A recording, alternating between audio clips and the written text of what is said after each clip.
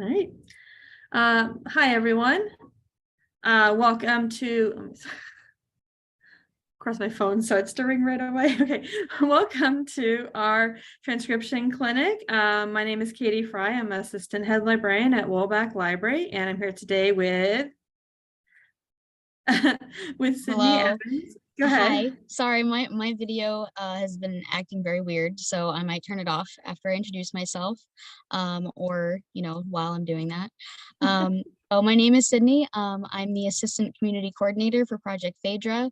I am usually the one managing the social media and filling out volunteer letterheads for people who've worked with us. Yeah, and I'm really excited that we're going to do this. Yeah.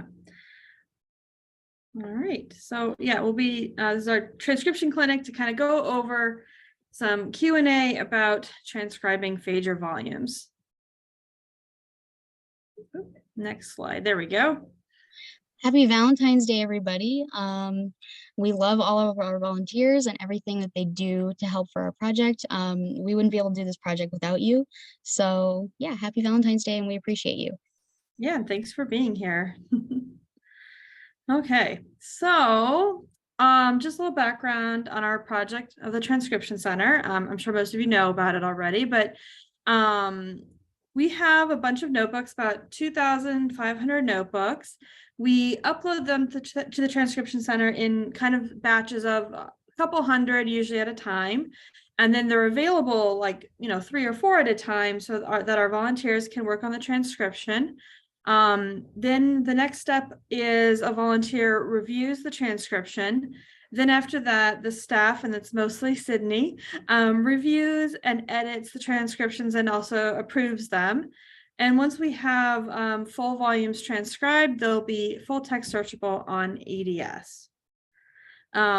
So the pages in these notebooks and logbooks can really vary wildly, and we understand that they can be very difficult to transcribe, but we're really very thankful to see all our volunteers working on the notebooks and looking through this collection of logbooks by the Women Astronomical Computers at the Harvard College Observatory. So today we're hoping to clarify our instructions on how to transcribe these logbooks. We're hoping to improve the review and approval process by answering your questions.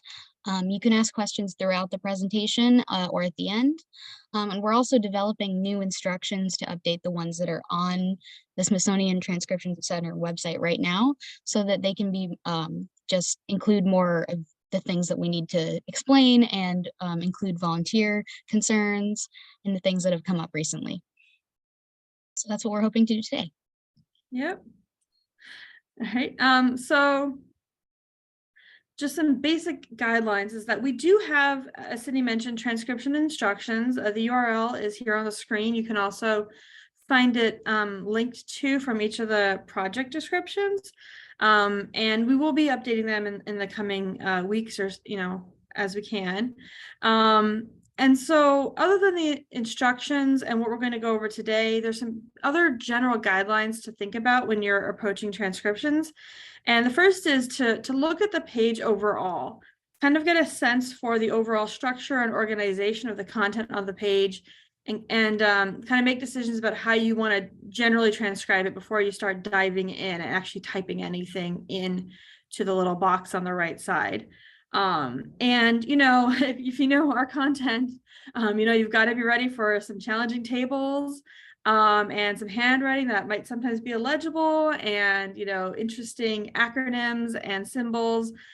We've got all of it in our collection, and just be up for that challenge when you're digging into it.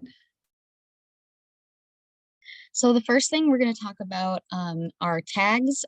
Tags is a lot of the thing. It's one of the main things that you will be using when you're transcribing, besides just typing what you see on the page. So there's different types of tags. There's tags that can describe the transcribed text, and there's also tags that identify that something is there. So an example of a tag that describes text would be the preprinted tag. You need to make sure to close the tag at the end. So always make sure to do this with double brackets /. So here with this example, you can see it says pre-printed, the number 1, which is in the top corner here, it's the page number and it's not handwritten. So it would be a pre-printed item. And then we have the closing tag with the / to make sure that we are finished, indicating that is pre-printed. Yeah, whenever you use stamps, you don't need to include a closing tag, because that is a type of tag that is just describing that something is there. So you're just saying that the stamp is there and you don't need to close that tag. We're doing this because we are aiming for tags to be more consistent across all the different pages, all the different notebooks, and all the different transcribers that are coming to the project.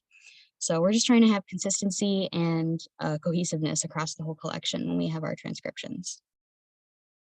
Okay, so next we're going to go over some examples of tags that describe content and then tags that kind of replace content on the page. So first of all, we have underline and strike through tags. These are very heavily and commonly used. We kind of have it in the instructions to use underlined with the D instead of without, just to kind of, again, keep that consistency. Underlined is what we've kind of preferred using. So here's just a couple of examples. So it has the pre-printed to kind of, describe that the number 2 is pre-printed on the page, but you can see underlined because it says contents in, I don't know if you can see my mouse, but right here on the page, it says contents, and that is underlined. And so it has those tags around it in the transcription. And then in the second example over here, this is kind of an excerpt from a table. So it's using the table opening and closing tag to indicate we're starting a table and then ending a table. And then you have each item is underlined and it's in its own cell. And we're going to go over tables and cells in more detail later, but you can see we have underlined being opened, the number written down, then underlined is closed, and then you have the next cell with an underlined again, the number, and then closed underlined. And then as for our, strike through, so this is to describe items that have been crossed out in some way. And the word strike through is our preferred, again, for that consistency across the projects. And we do ask that all the text be transcribed, even if it is struck, thrown, or crossed out in any way, just again for consistency, and also that that information can also be searched for in the future. So these are some examples of strike through on the page. So we have, in this case, these 2 lines are both crossed out together, and so you can open the strike through tag and then close it, but this is on the next line, just like it's seen on the page here. And then in this example, again, this is kind of taken from a table. So we have our open and close table tag, and then we have the strike through where it appears over the 6.1. And the 6.1 is transcribed here in the middle between the tags, indicating that is what has been crossed out.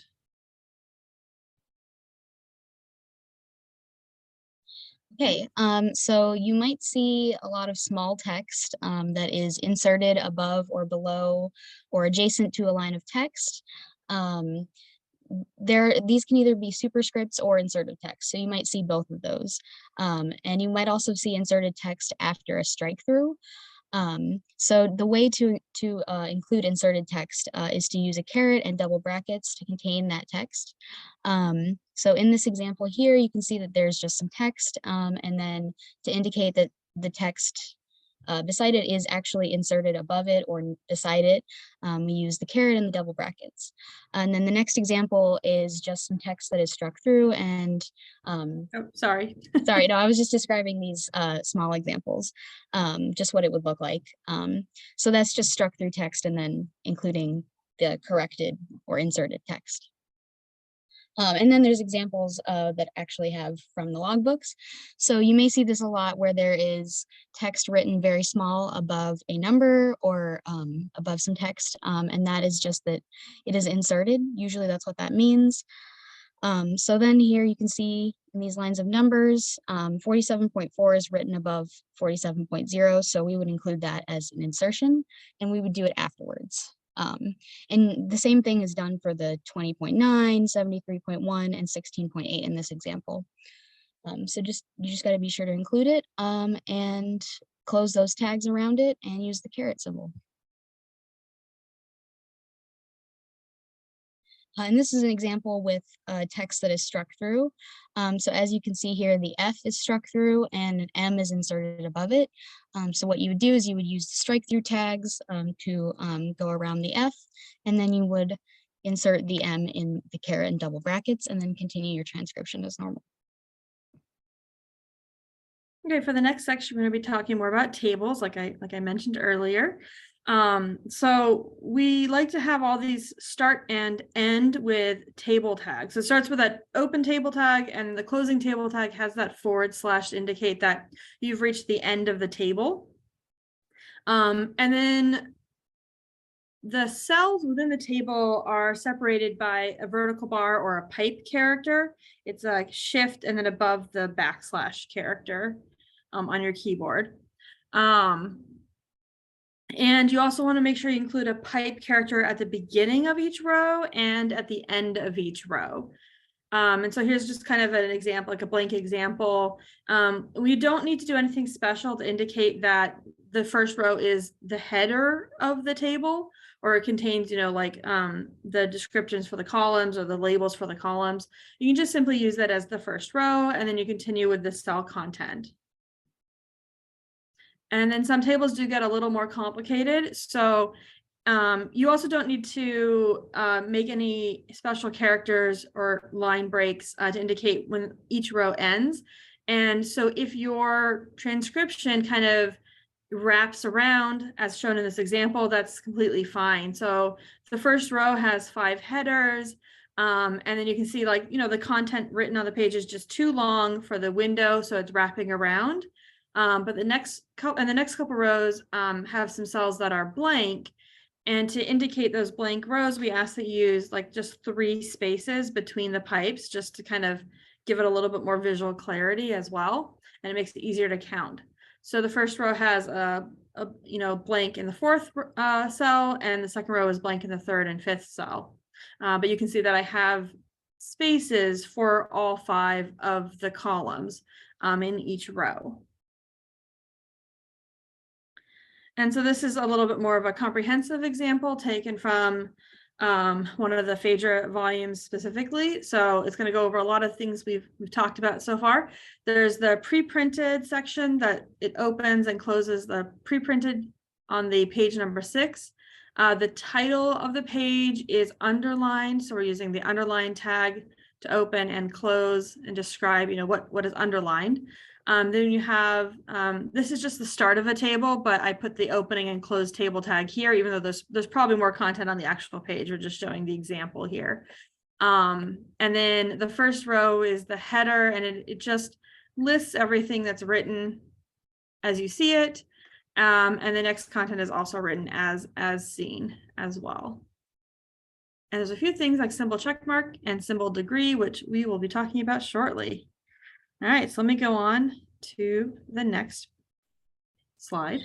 So with equations, this works similarly to how you would tag a stamp. So we're not actually transcribing the equation, we're just using a tag to replace the equation.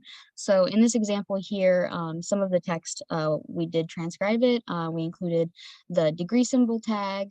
And then for this part, it would be very difficult to transcribe this and fully capture its meaning. So that is why we would use the equation tag, just to indicate that that is an equation. And yeah, this is the same kind of tag as a stamp. It is more of an identifier tag than a descriptor tag. Yeah, we're describing that an equation is occurring here, but not describing what it is. Yes. Okay. So another instance where you would use that tagging system would be images and star plots. So you would just use the tag image to indicate that there is an image there. And this could be a sketch, a picture, or a drawing, something that's inserted, anything like that. You don't need to provide any other description for the image. There's just no need to do that because it will be analyzed later on. And if you would actually like to classify images and focus on that rather than transcribing text, you can do our Star Notes project on Zooniverse, which is focused on classifying different types of images, sketches, and pictures inside of our logbooks. So yeah, you would just use the image tag. For example, here you have a star plot. So instead of doing anything else, you would just use the image tag for that star plot. And another thing is, even though that star plot was kind of off to the side there, there's no need to include that tag like off to the side here, include a lot of white space. You don't have to do that. You could just put it below like it is in this example.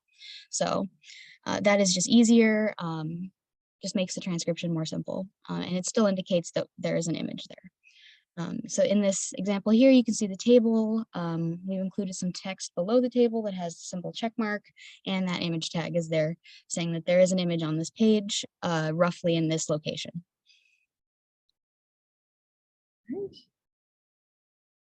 Another one that you would do, you would do the same thing for a graph.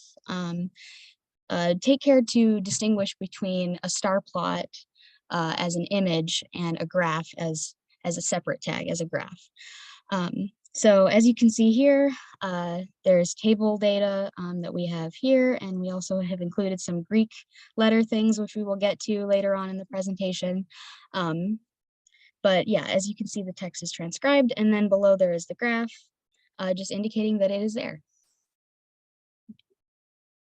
So under the Greek letters, we're treating them sort of like symbols, where you just want to, because it's not really easy to kind of, type a Greek letter, for most keywords. So it's easier just to replace that with kind of the Latin name for that Greek character. So I have a table here, and the very first column on the left side is a series of Greek letters. And so what we would recommend is that you write in like beta for that first one, and then gamma, delta, epsilon, kappa. And you may not be familiar with the Greek alphabet. I had to look these up myself. We do include a link to that information in the instructions on the website. And this also provides another example of the strike through. This 390 here is very faintly struck through. And so then has a 392 above it. This one, even though it has a 406 above it, it doesn't appear to have been crossed out. So I left it like this in the transcription itself. And you can see though that this entire row is longer, written out in this way. It's longer than the available space on the page. So it's just sort of wrapping around to the next line. But when it's going to be, ingested by the astrophysics data system and used, they'll understand that that is all one row and not actually two. So the next thing we're going to talk about is symbols. So if you encounter any symbol, you can mark it with the tag symbol, and within that bracket, you would describe what the symbol is using a word or two. So use this notation for all the symbols that you see in text. These are usually degree symbols, check marks, star symbols, or math symbols, and there can be all kinds of different symbols that might come up. For example, whenever you see a degree symbol, you would do double brackets, symbol dash degree symbol, double brackets. And the same thing for a check mark. We're just looking for a tag that would say that that symbol is there, and just briefly saying what it is. And we don't usually need check marks, arrows, and curly brackets to be transcribed. Those are usually indicating the organization of the data on the page. And they might just be very difficult to transcribe. So it's easier to just leave out symbols like that and just include the ones that are in text. So here are some examples of some symbols you might see. You might not see these very frequently, but there are sometimes astronomical symbols that would represent stars, comets, the sun, or the moon. So you would just tag it as symbol and then star symbol, or you could just write star. You don't necessarily need to write symbol again, just to indicate that that is the type of symbol that is there. And then over here, the check mark is transcribed, but you don't necessarily need to do that because there are always very many check marks on these pages. You can also see that the degree symbol is included, and then the rest of the text is just transcribed around it. And you do not need to close these tags. It's the same as a stamp or as a graph or as an image. You're just saying that it's there. So sometimes you might come across a symbol or something that looks like a symbol and you're just really not sure what it is. So you would just use the notation, the same notation, and just describe it in 1 or 2 words. So as you can see in this example here, there's this strange symbol that has a W and like a caret that shows up a lot, and it's not really clear what it is. It could be a check mark. It's not really certain. So we just do symbol and then we just describe it, WV symbol. And maybe that won't be consistent across all transcriptions, but at least we'll be able to look into it and see what that symbol is. We also ask that you do not paste in any symbols from Google or try to recreate it with your keyboard, just because that leads to a lot of inconsistencies in the transcriptions. And it's just easier to just describe what you see rather than try to recreate it with your keyboard. Okay. And so now we're coming to just the text and the handwriting itself. So it can be really difficult to read, and you'll often see these kind of like ditto marks or like double quote marks. They typically just indicate that the entry on this line is meant to be the same as the line above and going down on the page. But we ask for clarity on the transcription that the lines be themselves repeated. So as is shown in this example, the first line says November 5th, 1904. And the next line just has 3 ditto marks to say repeat November 5th and 1904. So in the transcription, we have that listed in all 3 lines in this example table that comes from here. And the same with the number at the end, the 32243, we have that in all 3.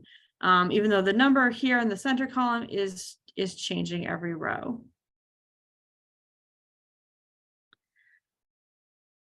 And again, you can use kind of the overall context of the page as best as possible to try to understand the terms and the handwriting that you're seeing. But it is possible you won't always be able to make out what's written. So in this case, you know, if you're reading this example up here and you didn't know what this was saying, it's not any particular word, you're not familiar with the abbreviation, you could just insert a question mark using the double brackets. And so that's just replacing the contents of that cell in this table with like an unknown, because you don't know what it is. After seeing maybe this show up on multiple pages, maybe from different women, or just it's just clearer written sometimes that you recognize it's the same thing, you might see that it's actually saying br.lines, and you can actually fill that in if you're able to read that. You can either go back or you can just leave them as question marks. And the other thing, I don't have an example on the page here, but many of our images on the Transcription Center have this credit line saying John G. Wolbach Library, you know, Harvard-Smithsonian Center for Astrophysics, NASA Astrophysics Data System. That is something that was applied to the digital image, and it's not inherent to the document itself. So that doesn't need to be transcribed. It's sort of just a watermark, but it's not part of the original document and shouldn't be transcribed, or you don't need to do that at least.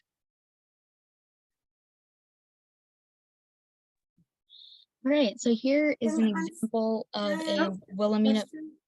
Oh, sorry, go ahead. Yeah, go ahead. Sorry to interrupt. The comment about the watermark that we don't need to transcribe. When I've been transcribing, I've seen someone with the initials KH, who I don't know if they work for the Smithsonian or not, but they review in the final review and make a comment when that's missing and say that we should add it. So we should just ignore that, and we don't need to put that data on the bottom of the page. Correct. In this case, you don't. I mean, that sounds like a volunteer who's very enthusiastic and is trying to be helpful. But I don't know if this might not be mentioned specifically in our instructions. So again, we will be updating it to kind of add these clarifications. But like that is, again, that's like, it's part of the digital artifact and not part of the actual text Got it. on the notebook itself.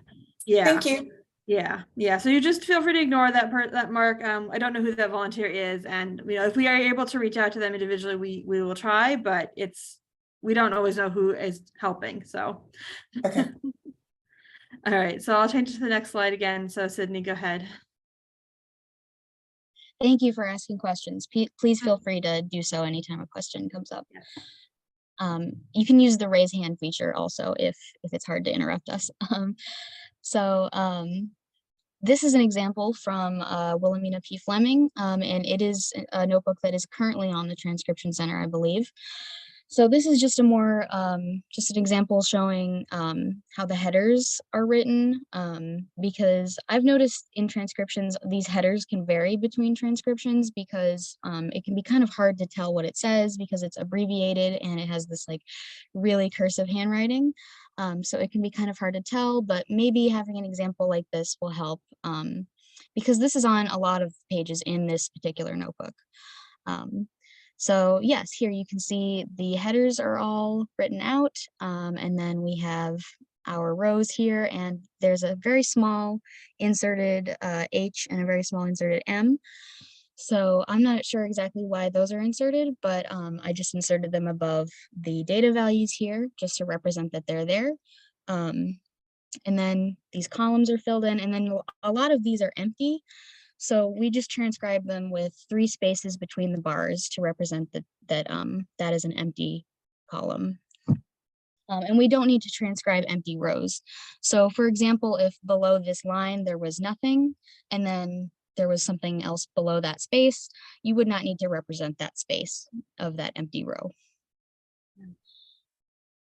Yeah, so that is this example. We also have the open and closing table tags, even though the table does not end here because this page is a full table. Yeah. Okay. So again, just some general tips before we go through another couple of more complicated examples. But as we said in the beginning, you want to kind of look at the page overall and think about how it's organized. And also like, how would you like to see it in a digital form? Would it, and assuming that you have the full image next to it as well. So transcribing, the exact location of contents of information on the page isn't very useful when you're going to be able to see the image and see how it's organized. The transcription is really to help clarify the text, especially the handwriting and the numbers and what's written on the page. But you're going to always have both of those together. So just kind of keep that in mind as you're going through the process. Please always feel free to switch to a different page or even entirely different notebook if you're having too much trouble with any particular notebook.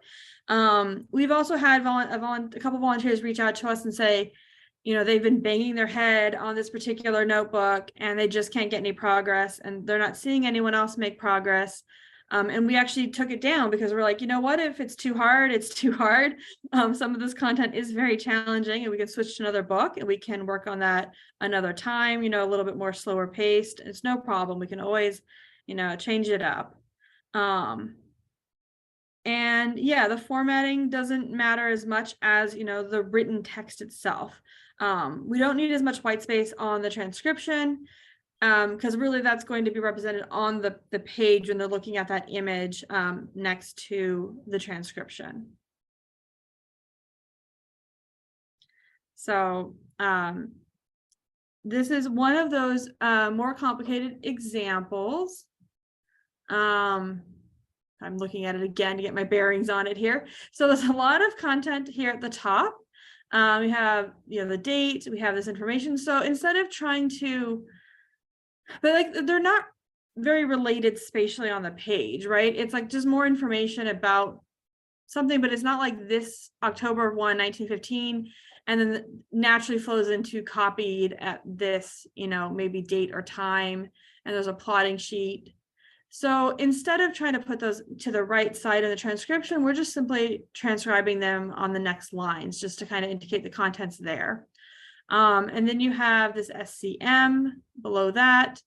And then you have the table started, which it looks like we forgot to an open table tag here. That was, sorry, we were going through this. We just forgot to open the table tag, but we should have done that right here before this line here. And then transcribing that table. Okay. And we did kind of mention this earlier. Sydney, was there something? Sorry. Oh, no, okay. Oh, no, sorry. Yeah, it's okay. These are kind of common terms that we see that might help clarify when you're seeing something on the page that doesn't look like a word. Like I saw MEAS, and that's not a word, but if you know that that could mean measure, it can help when you see the handwriting and help kind of translate that for you, because you know that that's an abbreviation that is possible, that is used, and it's not actually a word by itself. The other ones that I see are elong for elongated and SUP, I guess for superimposed or something, but I see those a lot. Oh, Yeah, yes. those are good to point out. Oh. Does anyone else have other kind of common terms you've seen before? Oh. Okay. Okay, so then this was another kind of example that we wanted to show, especially as it relates to like the spatial orientation of this content. So you can't actually see the whole page in the screenshot because these pages are pretty tall, but you can see that there's a pattern here. You have this number column 1, 2, 3, 4, 5, all the way down to 12. And if you were seeing the entire page, you'd actually see that the bottom row on the page is the number 28. And then over here, it starts with 29 and it goes to 35. So when you're looking at this, it's like, okay, it's probably a sequence where this stuff is actually supposed to be at the bottom of the table, but they ran out of space. So instead of starting a new page or trying to squish everything up somehow, they just simply added, the last 7 or so rows over here to the right. So that's just kind of emphasizing you have these kind of two separate pieces just by looking at, again, the whole flow of the page, the overall structure of what you're seeing here. And so we recommend that you don't actually transcribe this part of the table until you reach the end of the table highlighted in blue, the content on the left. So what you'd see is something like this, where you have the table starts, you have the 1, 2, 3, 4. And then I showed row 28 here, and this is just to show there are more rows in here. You'd actually fill it out, but just for the sake of shortening the example, did some dots. But here on row 28, there was no content. It didn't say too faint anymore. There's just blank. And then you had 28, and then you had some numbers. And then here, excuse me, again, if you go back, you'll see that it just says 29, and then that's 72 right after it. And well, maybe I will. I think I have it available. Did I exit out of this? Yeah. Okay. So this was the page right here. And when you're scrolling down the page, you can see that, there's a column here that doesn't appear to have content up here. There's this column that doesn't have any content, up in this area, and there's this which has some content up here, but there's nothing down here.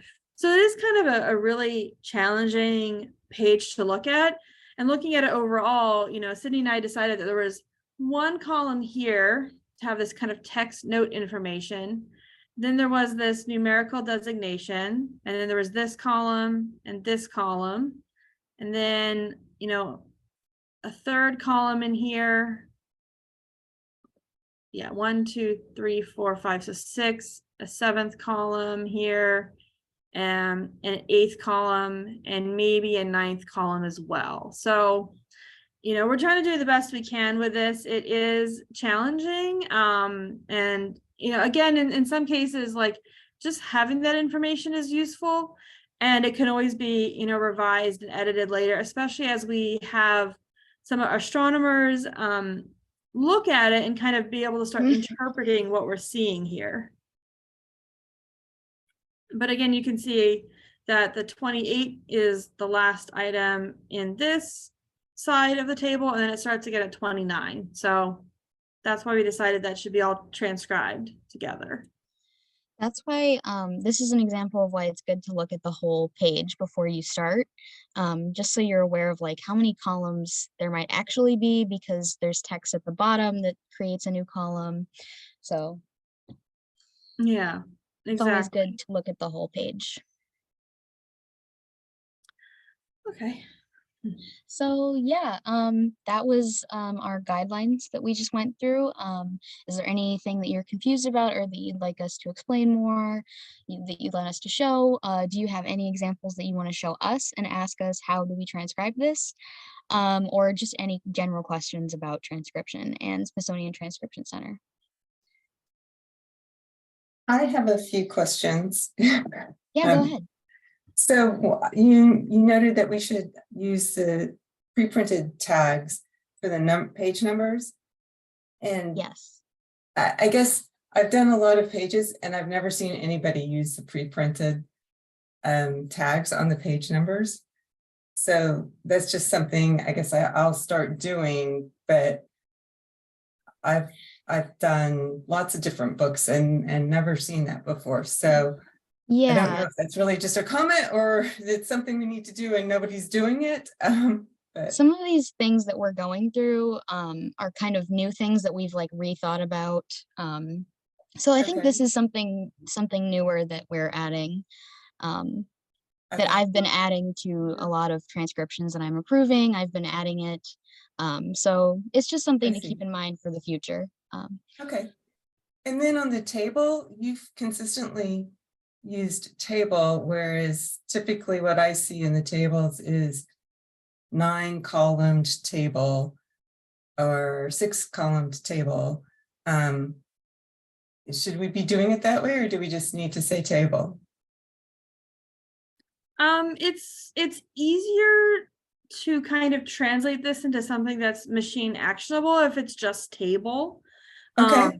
Because otherwise there's a lot of variation, right? But if it just says table, then it's easier for like a script coming through this to be like, oh, a table starts here, Yep. right? And then the number of columns is inferred Determined by what you're seeing with the right. when it's broken up with the pipes, right? Right. And something I was thinking about, but I wasn't really sure, so I didn't want to put it on the slides, is like, if there's all these blank columns and there's nothing after it, I'm not really sure we need to mention it, but we decided to go ahead and add them all to the examples because I wasn't 100% sure about how that would be best translated for like, a computer script running through this document. Right. I would think it would want to know the same number of columns for each row. Yeah, I think like it's probably easiest that way for sure. A lot of the things that I see transcribed with the tables below the title or header row, there's a row with bars and dashes, 3 dashes, bars. Is that needed or? I would say no. So the reason that people are probably doing that is if you're familiar with like GitHub or other places that use like what's called markdown language, that is something that's used in Markdown. But we're not really doing markdown language in the transcriptions, and so it just seems more straightforward to leave that out. Okay.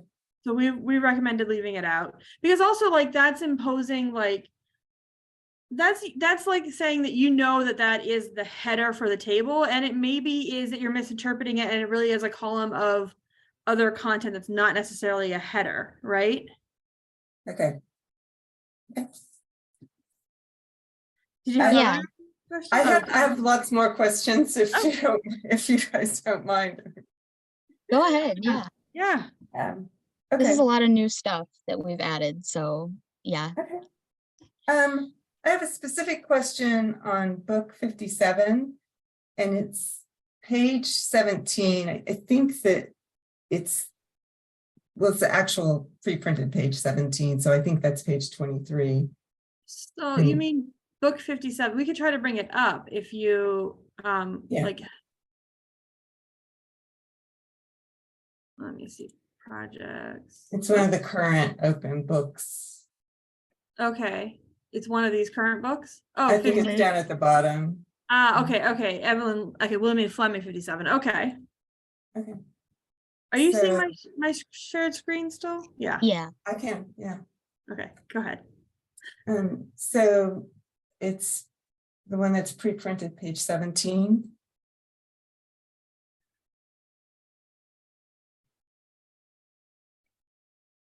So this is the 11 column that I was referring to, which we could just call this a table. There's a group of people that thinks that this should be 11 columns for this table, and there's a group of people that think that this should be 12 columns. And I don't know what the right way to do this is. And the difference is on the first two columns that are on the left. They're either breaking it at the plus sign, or they're Oh. treating it all combined. I see.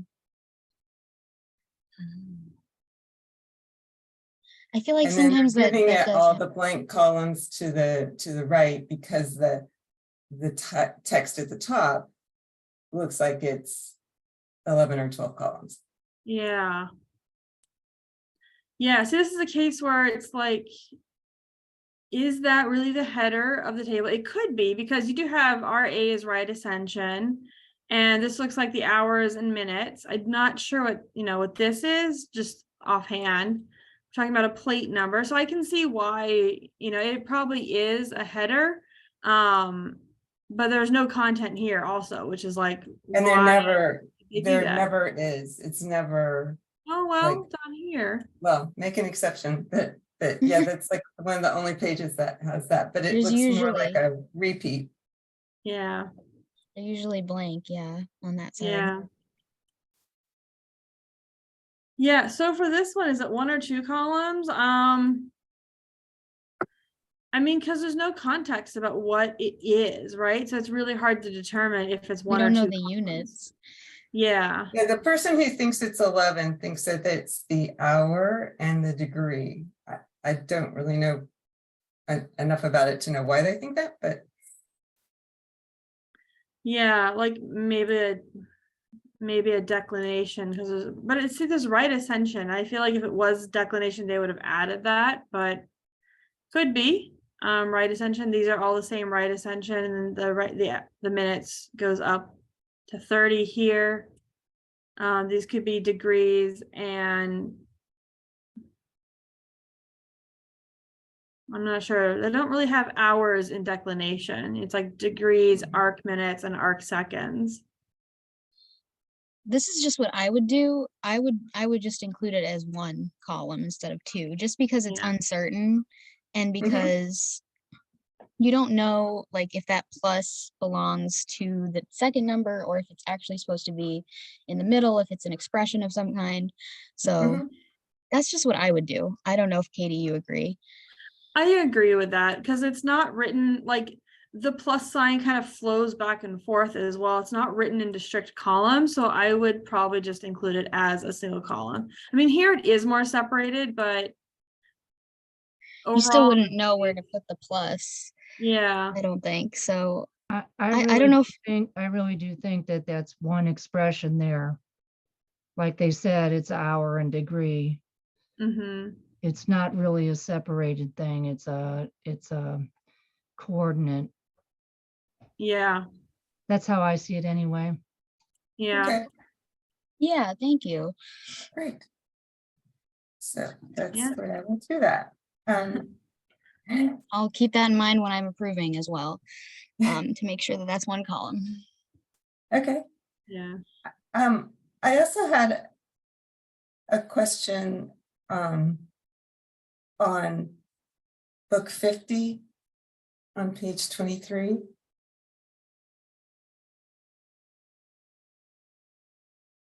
Pre-printed 23.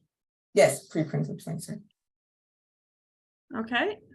Okay, so in this one, and I've seen it in others, the curve and magnitude, or MAGN, It's down on the first, what would be considered the first row, but to me, it just looks like part of the header.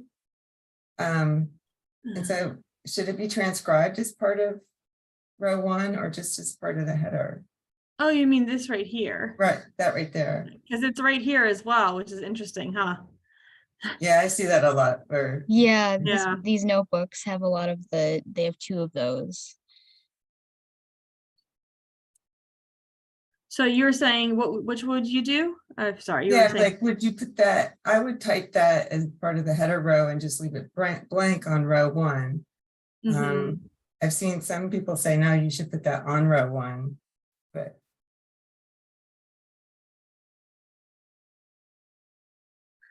Yeah, that's a tough one. I'm wondering, like, because it also seems to have, well, there's like 3 sets of this curve and magnitude, 3 times. This one has data over here, but not here, and definitely not here, you know? mhm. That's tough. I think I would, I'd probably put it up in the header as well, because it's not really it's not really about this. It just Right. seems to be kind of like a blank space really for the table. Okay. This would be a situation, I guess, where like on the page, technically that's in the first row, but Yeah. we would interpret it as the header. So I guess it can be tough sometimes to think about it that way, but yeah. Okay. Yeah, and this is a person, KH, who's written notes down here that Mhm. I was talking is maybe a very ambitious. I don't know who that is, but they provide a lot of feedback on what they think is wrong with the page. Interesting. Yeah. Yeah, I mean, so I will say that like our reviewing is sort of like a 1.5 person shop. It's mostly Sydney. Yes. So we can't, you know, like we have many more transcribers, and we're transcribing books way beyond the ones we've actually had a chance to look at and approve and review ourselves. Unfortunately, that's just how it is. So I don't think, you know, we haven't encountered these yet because we're still back in like the earlier books. Oh, okay, I see. I got it. Yeah. I would say, oh, sorry, go ahead. Oh, go No, ahead. go ahead. I was gonna say, whenever it seems like somebody is doing this in the notes where they where you're just not sure that what they're saying is right, you can always ask us or check our instructions. We're trying to be more available for that, so that people can just directly ask us questions about transcription, because this Okay. does seem to be happening with this miscommunication cycle in the notes box. So Right. Right. Yeah, there's people, you know, like saying that you shouldn't put blank columns at the end of rows. And Oh. I was like, okay, well, I told that person I thought they misunderstood because I thought we were following all the rows have the same number of columns. Yeah. And People might also be coming to our project with instructions in their mind from other Zooniverse projects. So that could Mhm. also be happening. Yeah, so the best thing is just to follow what we've written instead of what someone else. I mean, Right. sometimes these suggestions might be correct and helpful. Yeah. So Yeah. I do have a couple of questions just to make sure I'm doing it right too, like in the column before the second curve where there's 9.5 down on, I guess that's, I'm not sure which row that is, but a little bit over to the right. Oh, to the I'm right. sorry. To the right. To my right. It says 9.5, then it's got an elevated 9.3, just down by I'm the looking row at 34, by the 34 on the right-hand side. I'm Sorry. still looking for a 9.5. So I'm not sure where it is on the page you're talking I'm about. looking at, if you look at the column 27 through 36, which is over to the right.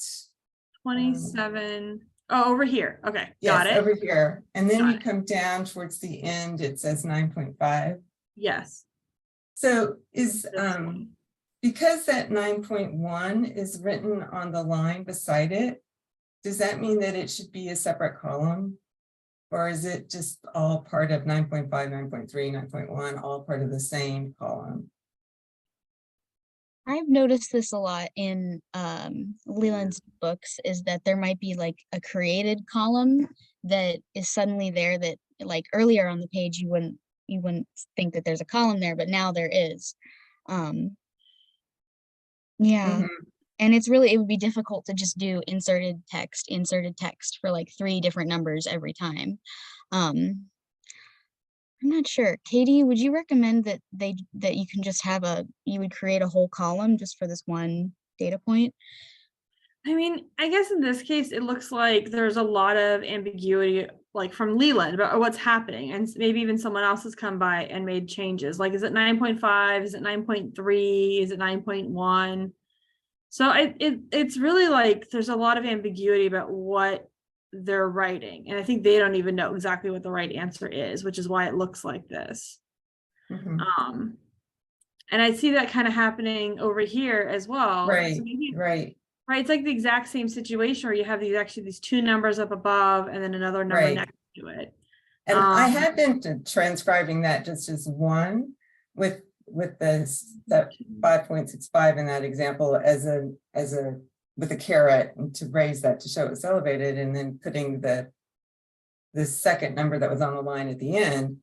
Mhm. And then whoever this person KH is, they think that it should be a separate column, but I would like to do whatever you think it should be. Yeah, I mean, I'm gonna assume, I mean, it sounds like this, like KH went back and added this blank column, right? Mhm. To account for the 9.1. So I Mhm. would say, you know, transcribe it as one column.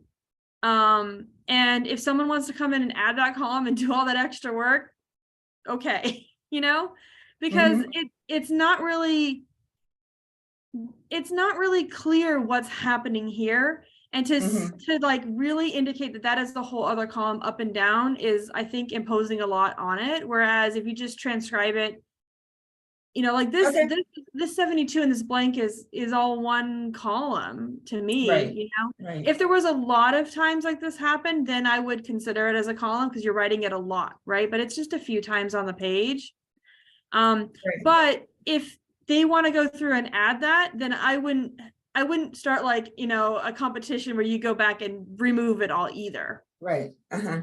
Unless Okay. it's like very egregious, because I can see both sides of it. And so, you know, transcribe it how you think. And if someone wants to go and make those changes, then it's not wrong either way, you know?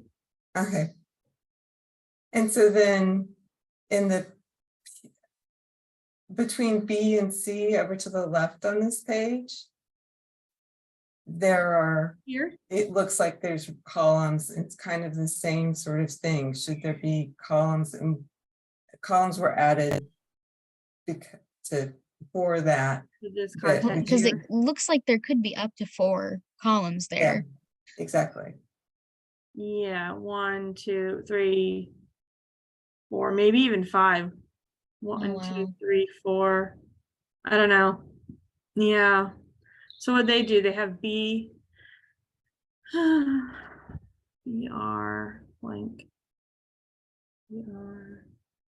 So they It's basically, like, yeah, it's so hard to know really what to do. I mean, in some ways it's like, again, someone's going to have the image here and they're going to be doing what we're doing, right? And like, okay, so it's like, we're not planning to present the transcription by itself as the record for the object, right? It'll always come paired with the image, or it should, because the image is really like the best representation of what's on the page. And the okay, transcription is our attempt to translate that and understand it. But when it comes to things like this, it's like, you know, again, we don't have anyone with domain knowledge who understands what's happening here. right, So it's really hard to put any interpretation on it. It's really like, and for these, it's really valuable to have these numbers, because eventually, once we have more understanding of the context, we'll be able to translate these into data tables that can be used. But without that, it's like either way is probably okay, which I know probably isn't the answer anyone wants to hear, but okay. Well, I it's helpful because I would have, you know, especially like the examples in the PC column, I would have made that one column.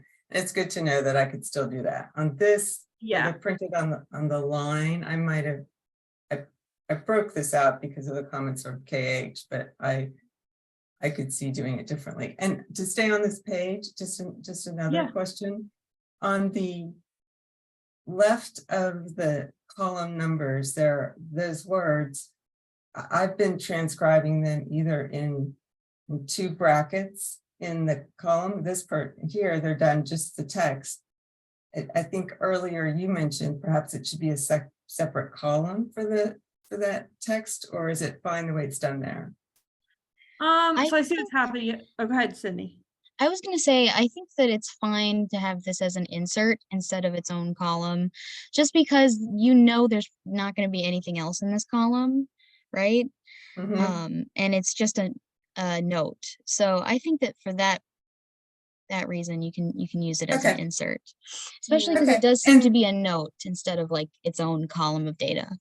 Right. And it doesn't need to be in little brackets. It's fine to Oh, just type the text. I just saw the ditto marks underneath Yeah, it. so it's repeated So here. if it's just repeated that one time, Yeah.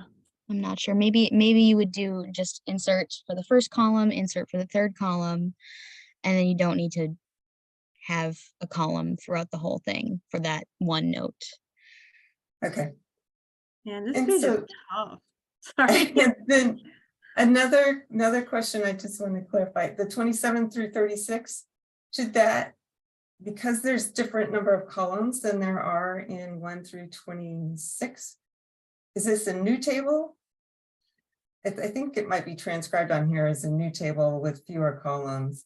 Well, yeah. So, I mean, honestly, looking at this is what I'm seeing, looking at the page. And maybe I'm totally wrong, but I'm seeing 1 through 26. And then I'm seeing 27 through 36. And then I'm seeing 39 through like 50-ish. And like, you know, like this column as well, right? like up to 90, but is it 9.8? Is it, you know, is it 90? Is it? Yeah, I think that Oh, it's these all points. have decimal points in them. Yeah. I mean, the thing is that, you know, it's probably is decimal points, but it also could just be the stray mark of a pen, like, you know, when you when you're counting down or you're checking, you just make a mark to know that you've already looked at that. Oh, Because to me, like this 8.3 looks very different than this. This looks like 1.75, whereas this just looks like kind of a stray mark underneath it, you know? But that's again me interpreting it, right?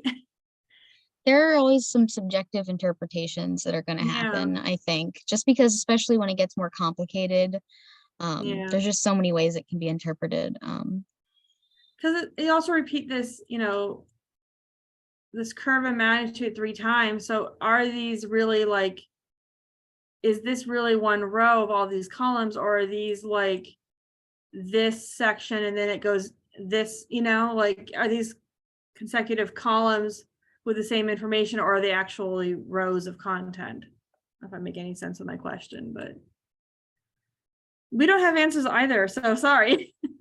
okay. These pages are hard. They are really hard. Yeah, her books are very challenging. So we understand that. So it's like it's we don't want to like just provide hard and fast rules, because we understand the content is challenging and difficult. And again, like without the understanding of what's happening, it's really hard to be prescriptive. In a lot of cases, just having the information written down is more valuable than exactly how it's arranged or organized. Okay. Yeah, because like, again, someone will have this page and then they'll have the transcription and they can make their own heads or tails of it, assuming they're a domain expert, or they'll just look at it, you know? Okay. So I So hope that's helpful. But, yeah. my last question Mhm. is, if you go to, let's see, row this page 14. still? I'm sorry? This page still, sorry. This page still. So row 14 on the 4.00, it has the 2 zeros above it, which I would write as a superscript. And occasionally I'll see as something similar where it's 4.00, and then the 2 zeros are written smaller to the right of it. And when it's written to the right of it, should it still be considered a superscript, or do we not put the caret and put it in brackets if it's written on the line to the right of it? I've only seen that a few times, but Yeah. I guess in Um, this case, oh, go ahead, Sydney. Yeah. I was gonna say, like, if you feel pretty certain that it belongs to that number, then you can do the inserted thing. You could put it before the Okay. number. I mean, I don't know if that might defeat the belonging of the inserted text to the word. You could do it afterwards and just so that it's indicated somewhere that these numbers are inserted nearby to this number. okay. Thank you. Thank you for so many questions. Really Yeah. appreciate it. I really appreciate like your deep thinking on this and trying to make it right. But it's just like, it's so hard to say what is the correct way to do this, right? I mean, Mhm. and like, again, nothing to keep in mind is like, these are like their workbooks. And I don't know, I think back to like my own notebooks when I'm taking notes or trying to work out a problem. You know, I might be working on something over here and then over there, maybe it's a little bit different, even though it's similar. I'm kind of doing a different tact, or I've changed my method. And there's nothing on the page to indicate any of that happening in my mind. I just know what I wrote. And I think that's the case for a lot of these notebooks. They're working on these problems and this information, and they come to conclusions and they write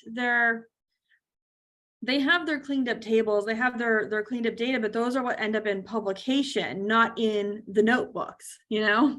Mhm. So that helps me at Okay. least.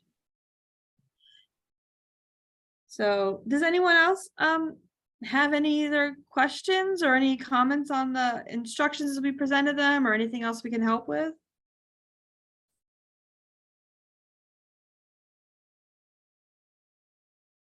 I mean, I was just looking at the time and it is already 3 o'clock. So if I think we should probably wrap it up and be respectful of everyone's time. But as Sydney said earlier, we are always available by email. And if you don't know our emails, we can make that available. But you can also email library@cfa.harvard.edu, and that will definitely get to us. Yes, I feel like one of the big problems with the transcription center is that we're not able to directly talk to you guys on the site. Yeah.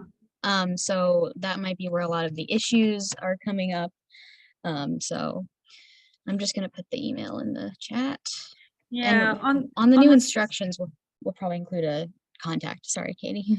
No, we should. Because I was saying on our sister project, the Zooniverse, they have like community talk boards and discussion boards, and you can like say this is the, indicate which page you have a question on and write the question right there. And it's a lot easier to see kind of when new comments are added to something. And so it like brings them to our attention more. Whereas the transcription center is a lot, it doesn't have that kind of same community kind of interaction. So, yeah.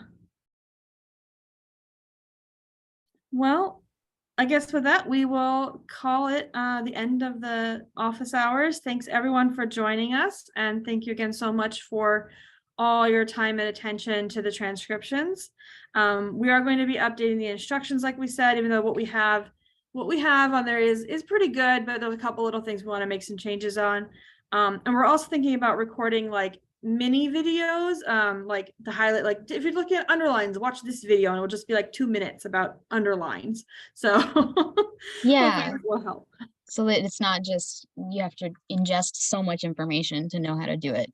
Yeah. Hoping to make it more accessible and available to be able to see what we're doing and to follow the rules. And that is to email the library, but to email me.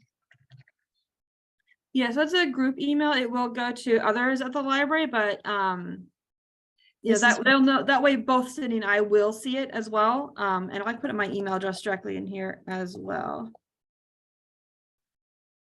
So that's my email address as well. Yes, so you can contact us with any specific questions that you have, or if you're getting confused because of different volunteers saying different things, that's also something you can ask us about, so that we can figure out what this issue is and see if we can find a way that we want it to be done specifically. Okay, Okay. perfect. Thank you guys for coming and for being so dedicated and passionate about the transcription and about these notebooks. Thank you very much. Yes, Thank you. very helpful. Thank you. I'm so glad. Thanks, everyone. Thank you guys. Bye. Bye. Oh, you can contact me to reopen pages if there's an error.